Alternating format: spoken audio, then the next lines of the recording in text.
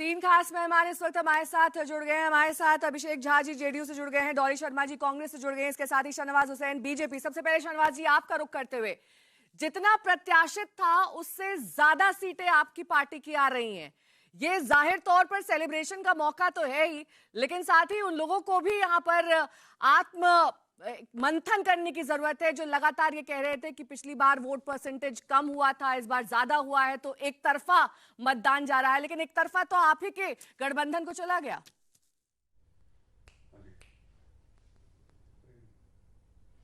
नहीं, हम लोग जमीन पे देख रहे थे। और नेहा जी, मैं कहूं कि ये चुनाव अलग लग रहा था। हमने कई स्टेटमेंट ऐसे दिए जिसमें हमने कहा कि 2010 में जिस तरह हम 206 जीते थे वैसा चुनाव हो सकता है। ये मैंने नहीं दिए, हमारे कई नेताओं ने दिए, क्योंकि जमीन पे माहौल एक तरफा दिख रहा था। तेजस्वी यादव अकेले कैंपेन कर रहे थे, 2 हेलीकॉप्टर से चलते थे, 9 सभा एक हेलीकॉप्टर से, 9 सभा एक हेलीकॉप्टर पे, बस वो वही करते थे। उन्होंने दूसरे अपने नेताओं को चिमटे से भी नहीं छुआ।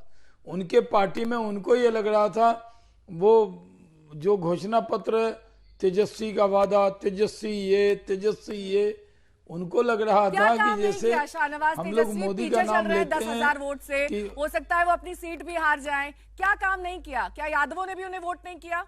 नहीं, वो अपनी नहीं, उनको किसी ने वोट नहीं किया। वो जो माई समीकरण कहा जाता था वो भी पूरी तरह फेल हो गया। जिस दिन इन्होंने मुकेश सहनी को डिप्टी सीएम बनाया का उम्मीदवार और खुद को सीएम का उम्मीदवार बनाया, जातीय जनगणना के बाद जब पता है कि आपको 14% आबादी यादव की है और 18% करीब मुस्लिम की है, तो मुस्लिम समाज को भी लगा कि इसके साथ जाने का नहीं, ये अपमानित करते हैं। और तो उनके जो नेता हैं, चाहे अब्दुल बारी सिद्दीकी दोनों ही वोट नहीं मिले, ये आप कह रहे हैं। लेकिन शाहनवाज जी, अब वो मलाल मिट गया आपका कि आपको टिकट नहीं मिला इस प्रचंड जीत के बाद। ना यादव मिला ना मुसलमान मिला। आपका टिकट कट गया था, आपको नहीं टिकट मिला, इस बात का अभी भी मलाल है? मैं कब विधानसभा लड़ा हूं नेहा जी? अगर मैं मिलता तो सर लड़ते ना, लड़ा हूं मैं, लेकिन लड़ते ना सर अगर मिलता तो। डॉली जी हमारे साथ कांग्रेस से जुड़ी हुई है और मैंने कब कहा था पार्टी को? मैंने न पार्टी से कहा था, न पार्टी ने हमसे कहा था, न हम इस दौड़ में थे। ठीक है, अभिषेक जी हमारे साथ जेडीयू से। अभिषेक जी, लोकसभा का चुनाव नीतीश कुमार के ही सर पर सीएम का सेहरा सजने जा रहा है या फिर इधर उधर भी देखा जा रहा है, कुछ और नाम भी चर्चा में है?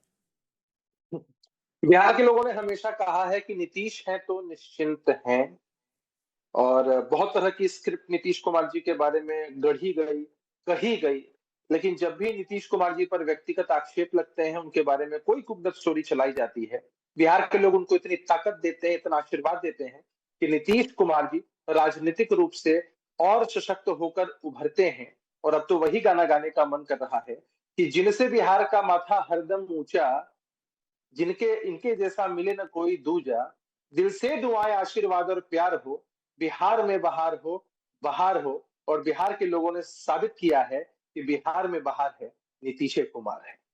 तो आज बहुत हर्ष उल्लास का दिन है, बहुत खुशी का दिन है, और जमकर हमारे एमवाई समीकरण ने भी, हम एम से महिलाएं और वाई से युवाओं ने खूब जमकर मत दिए हैं और एनडीए की सरकार को एक स्पष्ट बहुमत की तरफ अग्रसर किया है। तो नेहा जी, आज बिहार के लिए एक ऐतिहासिक दिन है और सुबह से ही आपने देखा है कि किस तरह से लगातार हमने बढ़त बना कर रखी है। और हम तो शुभकामनाएं देंगे राष्ट्रीय जनता दल के लोगों को कि उनके पास अब जीत हार की कोई चुनौती नहीं बची है नेहा जी, उनके पास सिर्फ एक चुनौती बची है। तो कौन सा वादा सबसे ज्यादा काम कर गया है यहाँ पर आपके गठबंधन के लिए? 10,000 खाते में डालने का वादा, रोजगार देने का वादा, एक स्टेबल सरकार देने का वादा, या फिर बिहार को जंगल राज से मुक्त कराने का वादा? सब कुछ नेहा जी, मैं बोलना शुरू करूंगा, आप मुझे उतना समय नहीं दे पाएंगे। शिक्षा, स्वास्थ्य, रोजगार, आधारभूत संरचनाओं के निर्माण के क्षेत्र में इतनी बड़ी संख्या में रोजगार देना, महिलाओं को सशक्त करना, 125 यूनिट बिजली फ्री देना, वृद्धजनों के लिए पेंशन की राशि को बढ़ाना, महिलाओं को सशक्त करने के लिए पहले